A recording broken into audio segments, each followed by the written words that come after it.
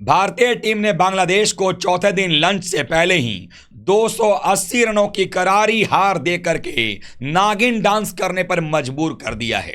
लेकिन क्या आपको मालूम है कि भारतीय टीम के इस 280 रनों की महान जीत के पीछे असली हीरो कौन है? वो कौन से दो ऐसे असली हीरो हैं जिन्होंने इस मुकाबले में भारत को जीतने में बड़ी मदद की? कैसे बांग्लादेश अब अपने पूरे जीवन में ये हार नहीं भूलेगा और उस एक ओवर ने कैसे 1 घंटे के अंदर या यूं कहें आधे घंटे के अंदर पूरे बांग्लादेश की पारी को समाप्त करने पर मजबूर कर दिया। कैसा था वो एक ओवर, वो सब कुछ आपको हम इस वीडियो में बताएंगे। आखिरकार क्या है पूरी कहानी, हम आपको इस वीडियो में बताने वाले हैं। तो वीडियो को पूरा देखिएगा, पसंद आए तो लाइक कीजिएगा, शेयर कीजिएगा और चैनल सब्सक्राइब नहीं किया है तो क्रिक रोस्ट की फैमिली में सब्सक्राइब बटन दबा करके अभी शामिल हो जाइएगा। चलिए वीडियो को शुरू करते हैं। बांग्लादेश की टीम जब पाकिस्तान को हरा करके भारत के दौरे पर आ रही थी तो आने से पहले ही नाहिद राणा नाम का एक गेंदबाज वो कहता है कि हम भारत को भारत में जाकर देख लेंगे। बात आई गई हो गई, लेकिन जब बांग्लादेश की टीम भारतीय दौरे पर आती है तो नजमुल हसन शांतो कहता है, शांत रहने के बजाय ये शांतो कहता है कि हम यहां पर जीतने आए हैं, दोनों टेस्ट मैच जीत के जाएंगे, भारत को हरा के जाएंगे, क्योंकि हमने पिछला मैच जो है पिछला सीरीज बड़े आसानी से हमने जीता है।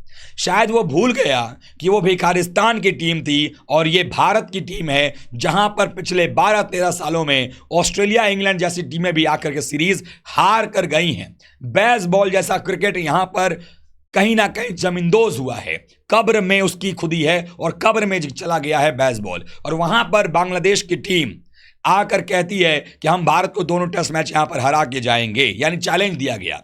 और रोहित शर्मा ने कहा कि मजे ले लेने दो, उनके परफॉर्मेंस जब हम करेंगे तो पता चल जाएगा। हुआ भी कुछ ऐसा ही।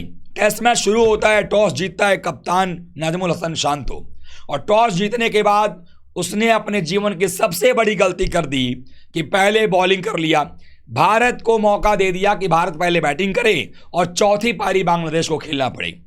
हालांकि बांग्लादेश के बॉलर्स ने कुछ हद तक, खास करके हसन महमूद ने सही साबित किया उनके फैसले को। 144 पर 6 विकेट गिर गए, लेकिन उसके बाद अश्विन और जड्डू की जो जोड़ी गेंदबाजी में है उसने बल्लेबाजी में आकर के जिस तरीके से बैटिंग किया, 199 रनों की भागीदारी 7वें विकेट के लिए हुई, पासा पलट गया और पहली पारी में ही भारत एक तरीके से अपने आप को बढ़त लेते हुए देखता नजर आया।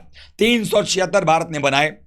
जवाब में जब बांग्लादेश की टीम आई तो वहां पर पहली पारी में बुमराह ने 4 विकेट निकाले, जड्डू ने 2 विकेट निकाले, आकाशदीप ने 2 विकेट निकाले और जिस तरीके से गेंदबाजी की गई उसको देख करके साफ तौर पर लगा कि भारतीय टीम के सामने घुटने टेकती हुई नजर आई बांग्लादेश। 149 रन पर ऑल आउट हो गई।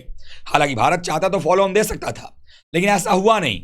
भारत ने बल्लेबाजी की और इस बार गिल का बल्ला चला। पंत ने भी शतक लगाया, गिल ने भी शतक लगाया। हालांकि रोहित, विराट और जायसवाल फ्लॉप हुए दूसरी पारी में, लेकिन बल्लेबाजी भले ही अश्विन जडेजा की दूसरी पारी में ना आई हो, जब 515 का टारगेट मिला सामने तो पहले 65 रन में कोई विकेट नहीं गिरा बांग्लादेश का और उसके बाद विकेट लेने का सिलसिला शुरू करते हैं अश्विन। अगले जो 4 विकेट गिरते हैं, तीसरे दिन के खेल में बैड लाइट से खेल जब रुका उसके पहले, उनमें से 3 विकेट अश्विन के नाम थे। और फिर जब चौथे दिन का खेल शुरू होता है तो आते हैं जड्डू बॉलिंग करते हैं, सिराज बॉलिंग करते हैं, बुमराह बॉलिंग करते हैं। पहले 1 घंटे में एक भी विकेट नहीं गिरता है, लेकिन वो एक ओवर अब आने वाला था। दरअसल होता यह है कि बॉलिंग करने के लिए आ रहे होते हैं यहां पर ड्रिंक्स ब्रेक के बाद अश्विन के आने के साथ ही उस ओवर में विकेट गिरता है। अश्विन ने आउट करके पवेलियन भेजा वहां पर खिलाड़ी को और साफ तौर पता चल गया कि इस ओवर के अंदर में जिस तरीके से गेंदबाजी हुई, अगर बात करें तो अश्विन ने कुल मिलाकर 6 विकेट निकाले, लेकिन जो चौथा विकेट था उनका इस मैच की, इस पारी का, उन्होंने क्या किया, शाकिब अल हसन को जायसवाल के हाथों कैच करवाया और उसके बाद वो सिलसिला शुरू होता है। जड्डू ने भी आकर विकेट निकाला, 3 विकेट जड्डू ने निकाले, 6 विकेट पूरे जो है वो गए अश्विन के खाते में और कुल मिलाकर के भारतीय टीम ने दूसरी पारी के अंदर में जल्दी से जल्दी समेट दिया बांग्लादेश की पूरी टीम को और भारत को 280 रनों की बड़ी जीत मिली। ऐसे में बहुत सारे खिलाड़ियों ने परफॉर्मेंस किया। पंत का शतक आया, गिल का शतक आया, जायसवाल के 56 आए। बॉलिंग में पहली पारी में 4 विकेट बुमराह ने निकाले, दूसरी पारी में 6 विकेट अश्विन ने निकाले, 3 विकेट जड्डू ने निकाले, अश्विन जड्डू ने शतक भी लगाया।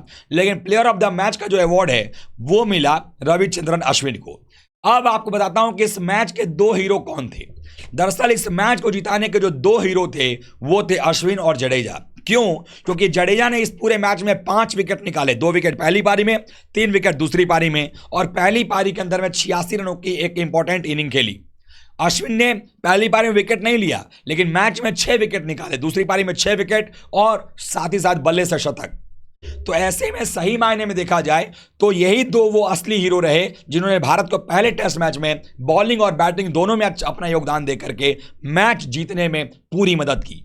हालांकि यहाँ पर पंत ने भी जो है वो शतक लगाया, गिल ने भी शतक लगाया, बट इन दोनों का शतक तब आया जब ऑलरेडी भारत ने पहली पारी के आधार पर 227 की बढ़त ले ली थी। दबाव भारत पर कम था और उसने भी कहीं ना कहीं मदद किया इनके बल्ले से रन निकलने का, और बड़ी कमाल बल्लेबाजी गिल और पंत दोनों ने किया। लेकिन सही मायने में अगर आप देखेंगे तो इस टेस्ट मैच को जिताने में बल्ले और गेंद से सबसे बड़ी भूमिका रही है अश्विन और जड्डू की, और ये जोड़ी मैं चाहता हूं कि आगे भी ऐसा ही परफॉर्मेंस करते रहे और भारत को ये सीरीज जिताए और फिर आगे न्यूजीलैंड और फिर ऑस्ट्रेलिया तक के अपनी तैयारी करते नजर आए।